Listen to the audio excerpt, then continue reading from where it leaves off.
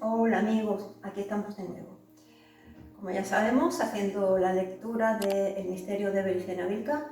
Estamos en el libro cuarto, como ya sabéis, y hoy vamos a leer los capítulos 26 y 27. El capítulo 26 va a tratar de cómo los alemanes van a asaltar o atacar a los Duskas. Y luego ya en el capítulo 27, pues cómo se baten en retirada. Bueno, esta es la síntesis y ya paso directamente a hacer la lectura literal. Así que os espero. Venga, vamos para allá.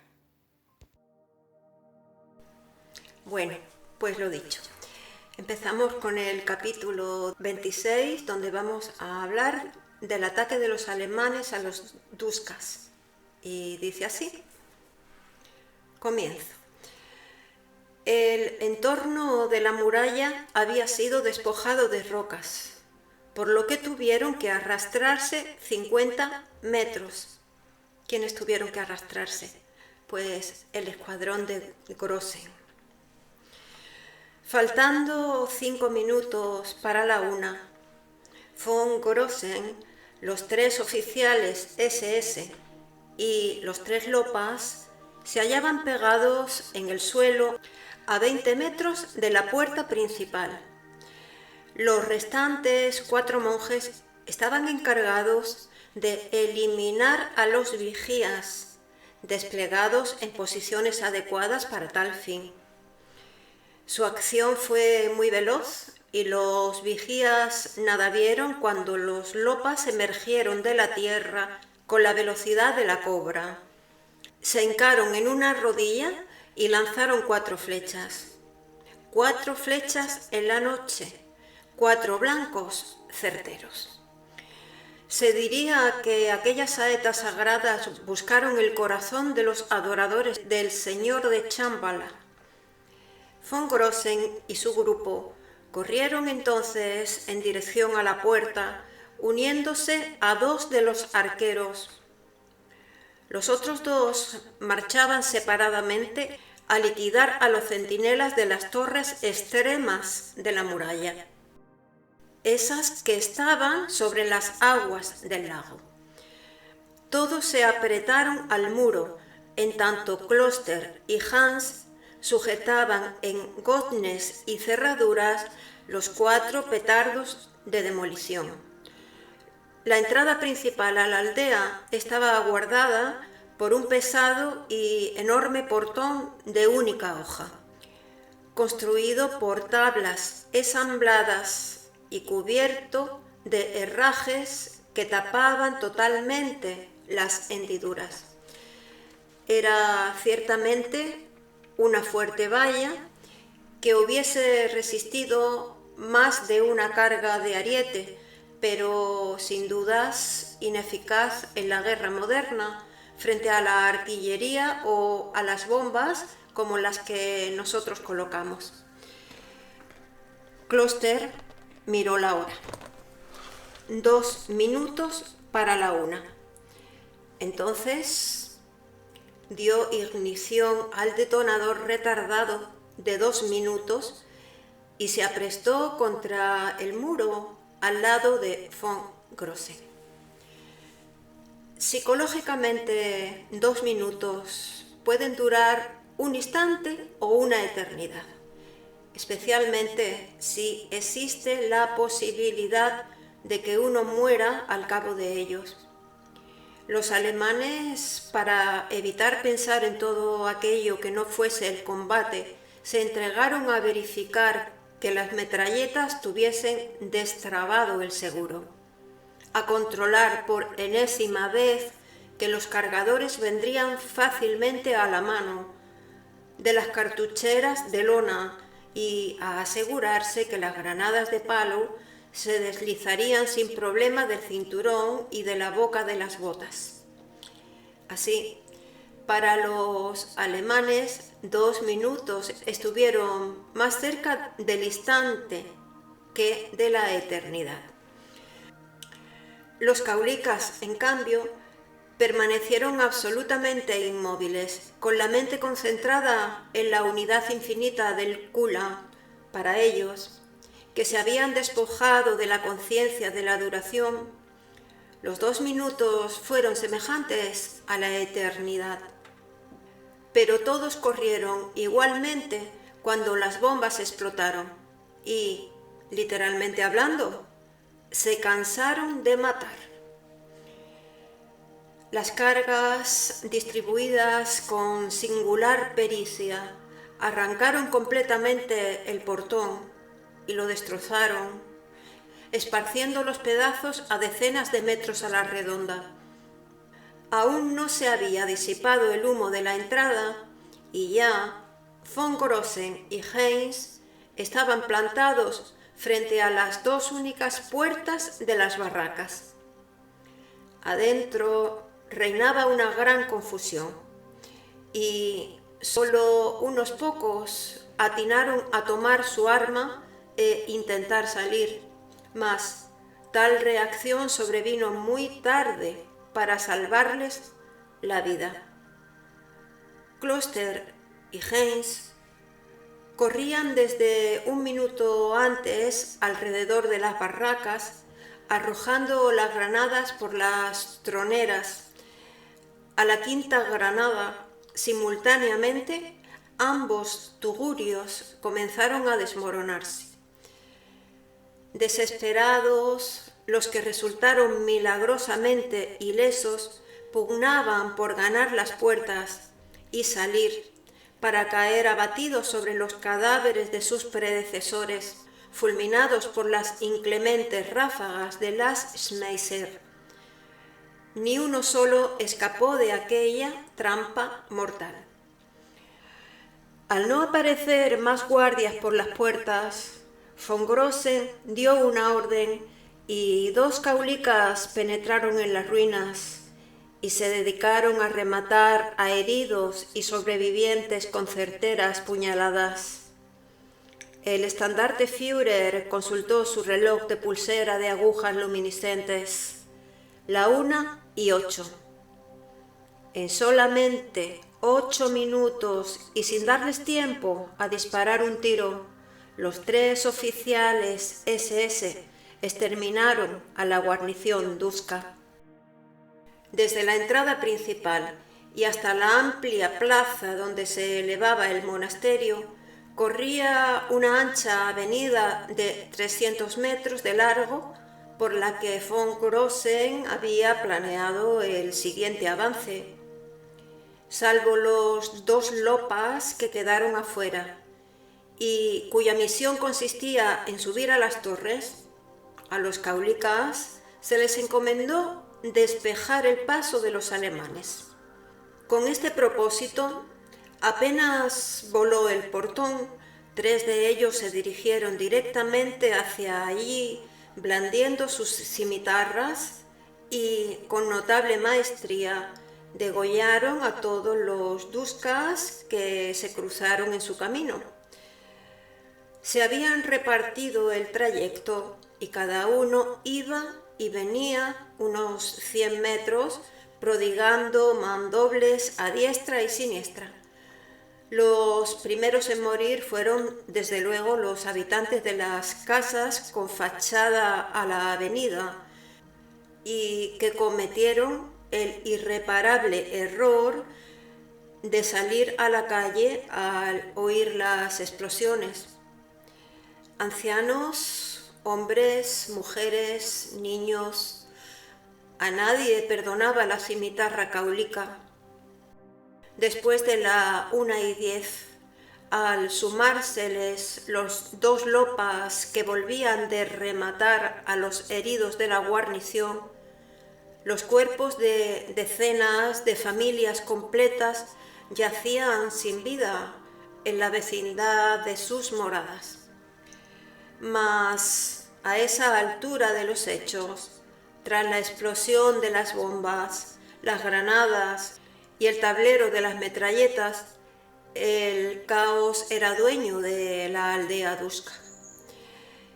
En medio de una infernal gritería, Una multitud de gente desconcertada convergía sobre esa calzada, algunos con el fin de llegar hasta las murallas y otros para encaminarse hacia el monasterio. Y aunque muchos venían armados con puñales y sables y ofrecían fugaz resistencia a los monjes caulicas, estos segaban inexorablemente sus miserables vidas. Cuando los 4 oficiales SS marcharon a la carga rumbo al monasterio, la avenida se había convertido en un río de sangre, pero el camino estaba eficazmente despejado. Solo dispararon algunas ráfagas al pasar sobre la muchedumbre que afluía por las callejuelas laterales. Detrás de ellos avanzaban también los caulicas, cumpliendo admirablemente su función de asegurar la movilidad de los alemanes. A la 1:10, entre tanto los alemanes marchaban por la avenida, regresaron los 2 arqueros lopas del exterior y subieron por una escalera de piedra hasta las torres que custodiaban el destruido portón de entrada. Allí se separaron. Uno tomaría por el pasillo de la izquierda y el otro por el de la derecha. Pasillos que conectaban todas las torres entre sí y que consistían en angostas plataformas voladizas, distribuidas periféricamente en el lado interior del muro. En cada torre existía un primitivo fogón que ahora resultaba inútil para calefaccionar los definitivamente helados cuerpos de los guardias. Los caulicas, desde las primeras torres, observaban el conglomerado de casas que se extendía compacto en una franja de 300 metros de ancho, paralela a la muralla. Utilizando las distintas torres era posible dominar cada detalle: manzana, callejuela, casa o templo de la aldea Duska. El día anterior lo habían pasado fabricando las flechas incendiarias. No fue difícil. Bastó con arrollar en las puntas de las flechas comunes un hilo de lana impregnado de una mezcla de aceite combustible y azúcar. Tenían 100 flechas de aquellas, pues, según von Grossen, no se requerían más.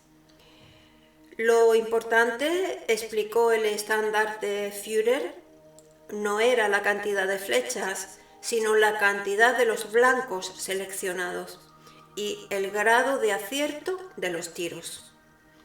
Conforme a dicha táctica, los caulicas eligieron los 100 blancos uno a uno, procurando apuntar a los materiales inflamables, tanto como maderas y telas.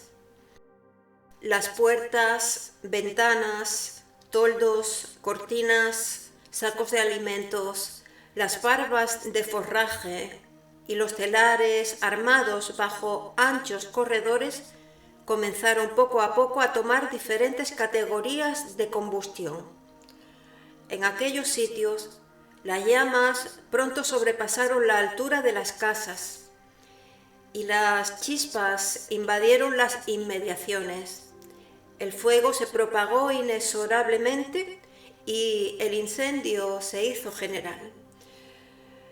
Al llegar ambos caulicas a las torres finales, a la 1:20, la aldea Duska se había transformado en una gigantesca hoguera. Las turbas incontroladas trataban en su mayoría de escapar del calor sofocante y llegar al lago o salir fuera de las murallas. Los centinelas de las puertas laterales, atrapados entre las llamas y la muchedumbre, abrieron y no pudieron impedir el paso de cientos de pobladores aterrorizados. A esa hora, los dos monjes cáulicas asumieron muy distintas actitudes. El que se hallaba en la torre de la extrema derecha se descolgó con una cuerda fuera de la muralla y se dirigió resueltamente hacia el lugar donde estaban ocultos los caballos, derribando sin contemplaciones, con mortales golpes de cimitarra, a los desconcertados duskas que encontraban en su camino. El de la torre de la izquierda preparó la cuerda para descender al exterior, pero bajó por la escalera de piedra hacia el interior y, convertido en un torbellino de mortíferas estocadas, limpió de enemigos las inmediaciones de aquel sitio. Aguardaba la llegada de la escuadra de von Grossen, que ya tendría que encontrarse allí. 1:15. El numeroso corrillo de duskas reunidos ante la entrada del monasterio reclamaba con fuertes voces la presencia de los lamas del bonete cúrcuma. Ignorando el clamor de sus hermanos, los monjes se habían atrincherado y estaban probablemente rezando plegarias a Rigdenhiepo y a los dioses de la fraternidad blanca.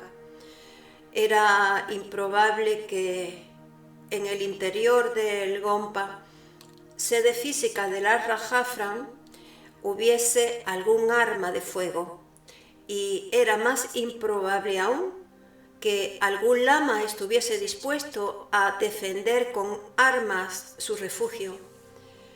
La aparición a la carrera de von Grossen y los oficiales de la SS fue sorpresiva y causó el pánico de los pobladores.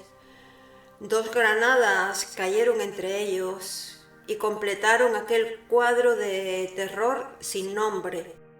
Los estallidos en medio de la multitud mutilaron los cuerpos más cercanos y proyectaron decenas de esquirlas en todas direcciones, dientes de metal ávidos de morder y herir la carne, fieras ciegas y aladas que mataban al azar.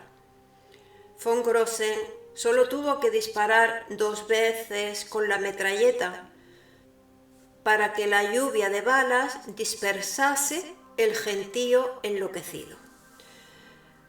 Todo el grupo se resguardó preventivamente bajo la galería de una hermosa pagoda budista de estilo tibetano, con el fin de preparar la siguiente acción.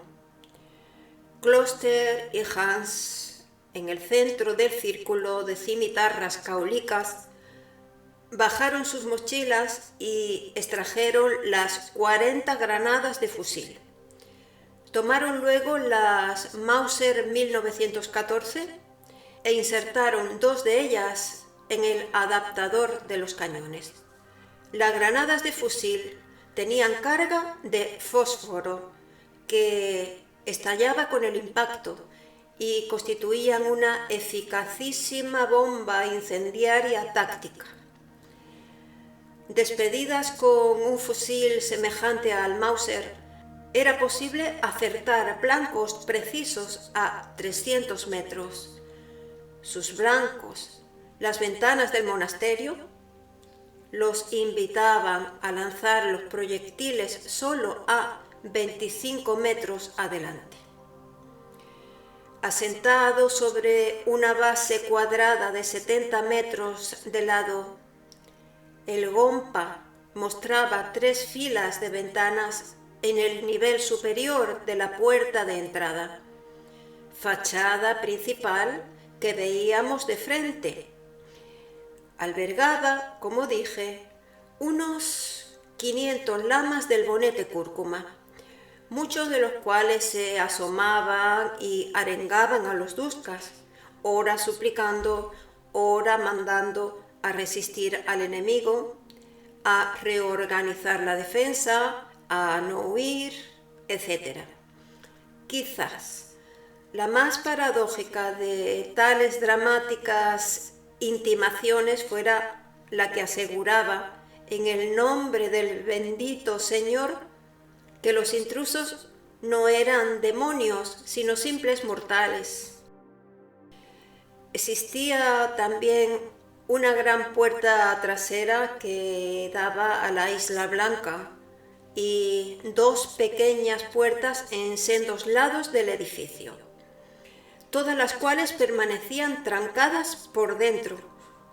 Los techos, cubiertos de tejas marrones, se inclinaban en suave pendiente hiperbólica y había un patio central rodeado de galerías y finas columnas.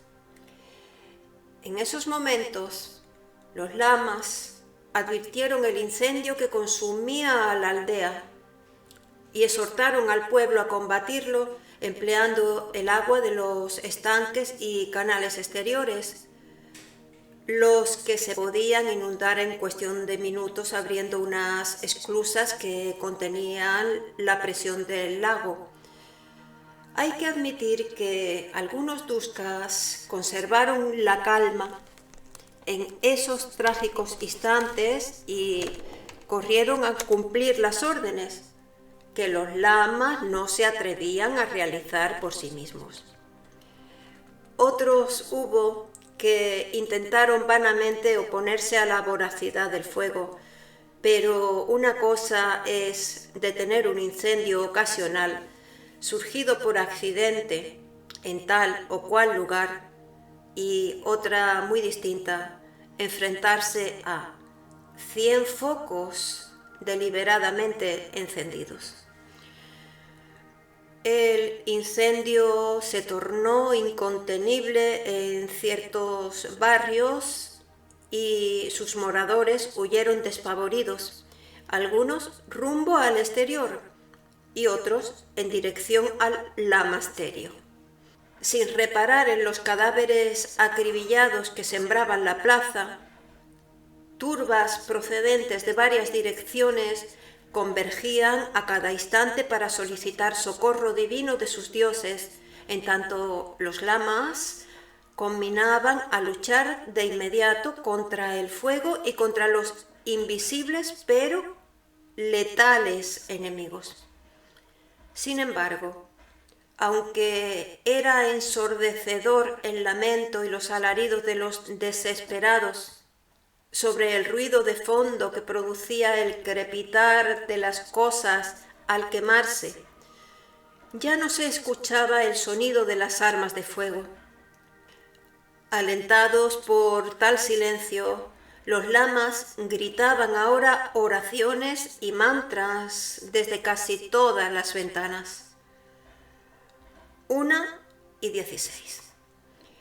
La escuadra de von Grossen surgió de improviso de las tinieblas de una pagoda y marchó en orden cerrado de 2 en 2 en fondo durante unos metros.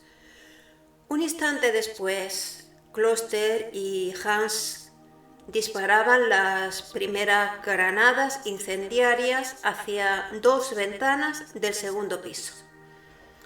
Una impactó en el pecho del lama que vociferaba circunstancialmente su discurso y lo hizo desaparecer bajo una luz cegadora. Otra penetró limpiamente por la abertura continua y estalló en el interior del gompa. Y a través de ambas ventanas, luego de apagarse el brillo de la explosión, se vio como las llamas lo abrasaban todo. Mas los SS no se detenían a evaluar el efecto de su ataque. Tras las 2 primeras, continuaron enviando granadas contra las ventanas a razón de 10 por frente, hasta completar las 40. Kloster corrió por la derecha, seguido de von Grossen y 2 caulicas, deteniéndose a trechos para cargar la granada y disparar. Hans lo hizo por la izquierda, protegido por Heinz y 3 caulicas, tirando de manera semejante. Nadie había contado con la posibilidad que el monasterio tuviese su propio cuerpo de guardia, la que pasó desapercibida para el observador Gurkha. Empero, aquella era insignificante en número, aunque sus miembros poseían buen adiestramiento en el empleo del sable. Allí sufrieron la primera y única baja, cuando una sorpresiva cuchillada cegó la vida de un lopa del grupo de von Grossen. Los guardias, 2 o 3 por puerta, permanecían afuera y trataron, haciendo gala de cierto valor, de impedir que fuese atacado el monasterio. Por supuesto, no tenía ni la destreza ni el conocimiento necesario para rivalizar con los caulicas, y cuando no fueron eliminados por sus cimitarras, cayeron perforados por las implacables balas germanas. En contados segundos, el lamasterio fue, pues, igualmente pasto de las llamas. Los huéspedes involuntarios de un horno infernal, como si el rayo de Indra hubiese efectivamente caído sobre el pacífico Arran-Jafran, la mayor parte de los hipócritas santos lamas halló horrible muerte en esos primeros minutos del ataque. Una muerte que iba acompañada por un estremecedor concierto de aullidos de dolor. A los 2 minutos, ambos pelotones se reunieron en la puerta posterior del monasterio, la que miraba a la Isla Blanca y al templo de Rintengieppo. Los relojes señalaban la 1:18 y por la playa se aproximaba a paso lento un tercer grupo. Era una cuadrilla compuesta por el Gurkha, el Lopa, Oscar Freire y yo, el joven Kurt. De pronto se abrió la puerta y algunos lamas pretendieron salir al exterior. Tosían y lloraban por el humo, y sus simples rostros asiáticos representaban la imagen del espanto. Von Grossen los ametralló sin piedad y bramó: a las otras puertas. En efecto, las restantes puertas se abrieron también, pero fueron muy pocos los sobrevivientes que tuvimos que suprimir. El intenso calor y el derrumbe de los pisos superiores acabó con la mayor parte antes que pudiésemos llegar a las salidas. Como los vigías, como la guarnición, la totalidad de los lamas del bonete cúrcuma terminaron aniquilados a causa de nuestra superioridad en el arte de la guerra. Termina el capítulo 26 y paso a leer el capítulo 27. Pues la retirada tras el asalto. 1:21. Karl von Grossen, Heinz, Kloster, Hans, Oscar y yo.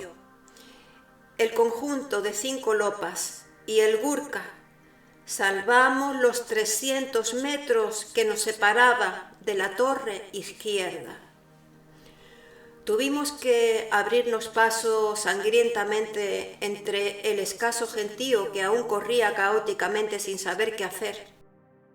Pero esa vía de escape planeada por von Grossen demostró ser, si no la única posible, una de las pocas que quedaban.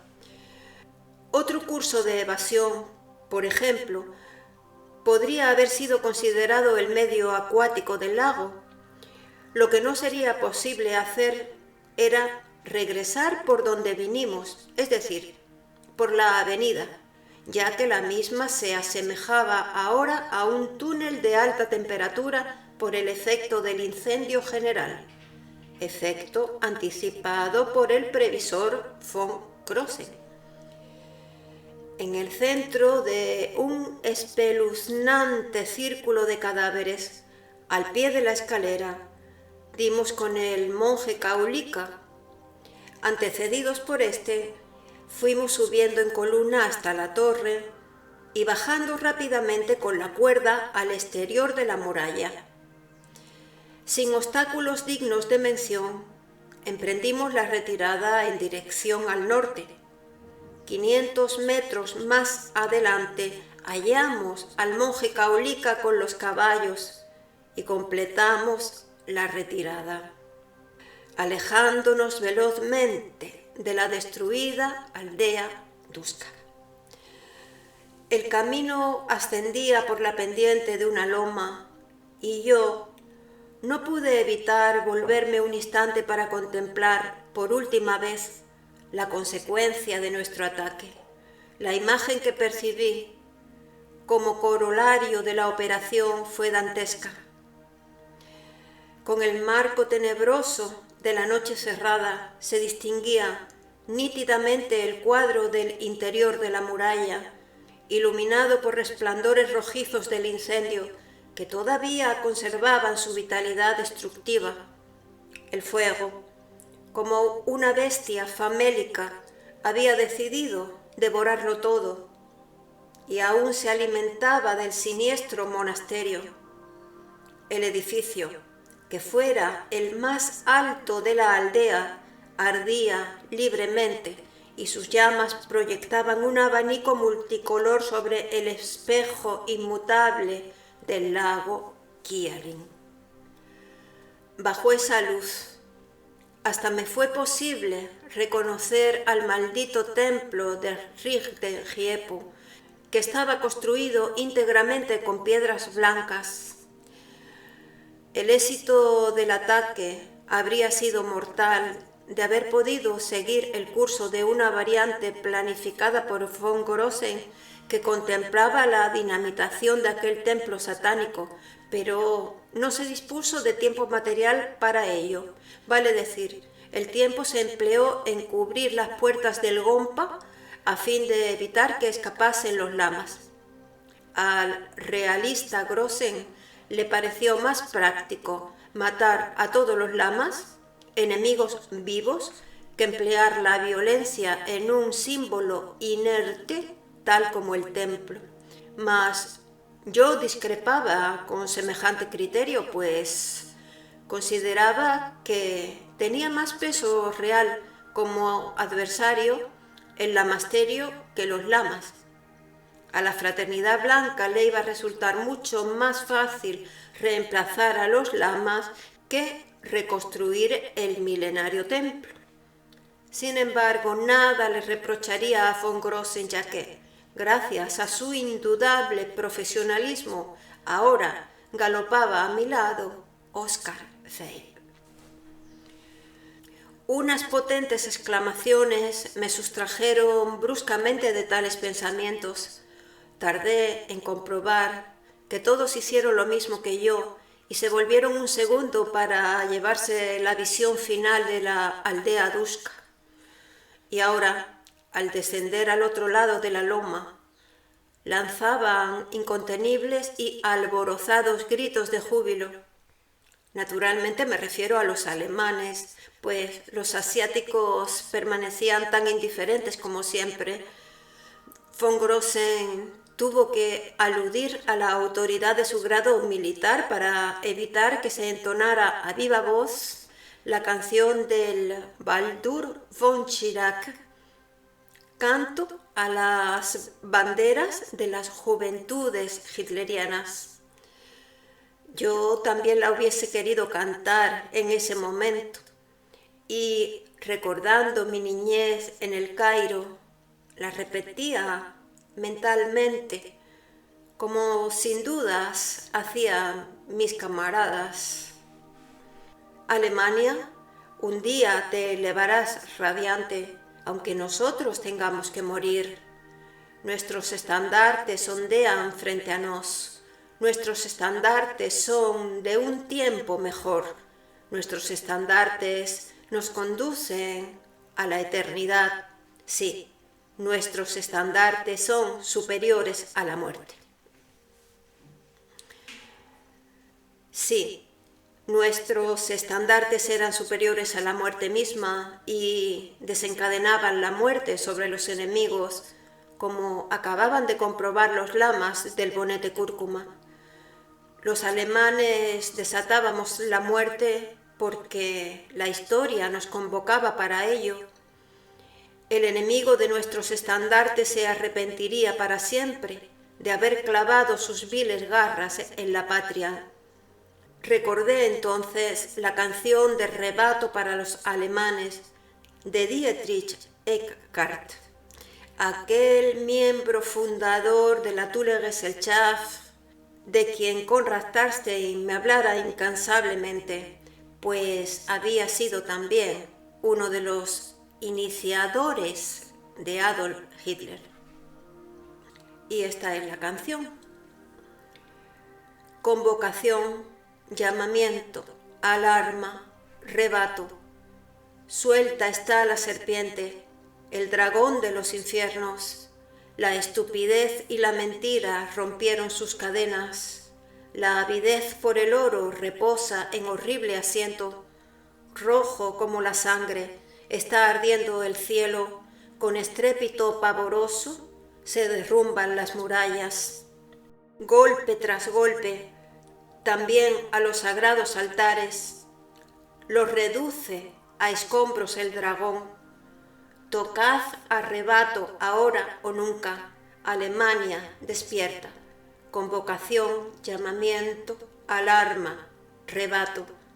Sonad las campanas en todas las torres, tocad para que los jóvenes, los hombres, los ancianos, los que duermen, abandonen sus cuartos.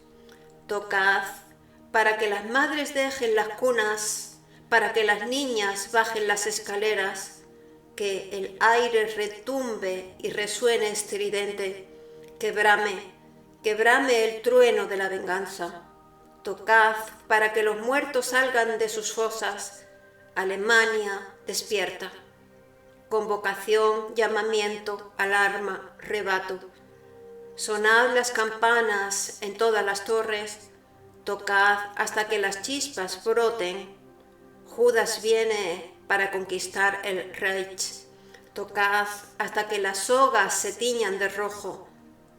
Todo en torno es fuego ardiente y dolor y muerte. Que la tierra se levante bajo el trueno de la venganza salvadora. ¡Ay! Del pueblo que todavía duerme, Alemania despierta. Hasta aquí la canción. Continúa así el capítulo y ya vamos a ir terminando. Dice: la historia convocaba a los más aptos a luchar contra el mal, y los aptos éramos nosotros. En un momento único de la historia habíamos alzado los estandartes eternos, como pedía Baldur von Schirach, y por eso el Führer tocaba a rebato, como solicitara Dietrich Eckart. Ay de los pueblos dormidos o entregados al mal, al igual que los Duskas. Ay de los que desoyen el toque del Espíritu Eterno. Sufrirían la ira de los hijos despiertos de Alemania. Lo ocurrido en el Tíbet constituía un ejemplo. 5 oficiales SS y 8 iniciados caulicas, lamentando una sola baja, exterminaron a más de 1 millar de feroces enemigos. 1 por 1000, justa proporción por la vida del iniciado caído y la de Oscar Feil, que se proponían tomar. Nuestros enemigos, mejor dicho, el enemigo de nuestros estandartes, debería comprender definitivamente que nosotros no amenazábamos en vano. Y bueno, aquí termina el capítulo 27. Bien. Bueno, pues por hoy aquí lo voy ya a dejar. Claro, a dejar porque ya terminé de leer el capítulo. Muchas gracias a todos los que me habéis seguido hasta aquí. Gracias también por vuestros comentarios. Y lo dicho, me despido hasta el próximo día, a seguir resistiendo, y un fuerte abrazo a todos.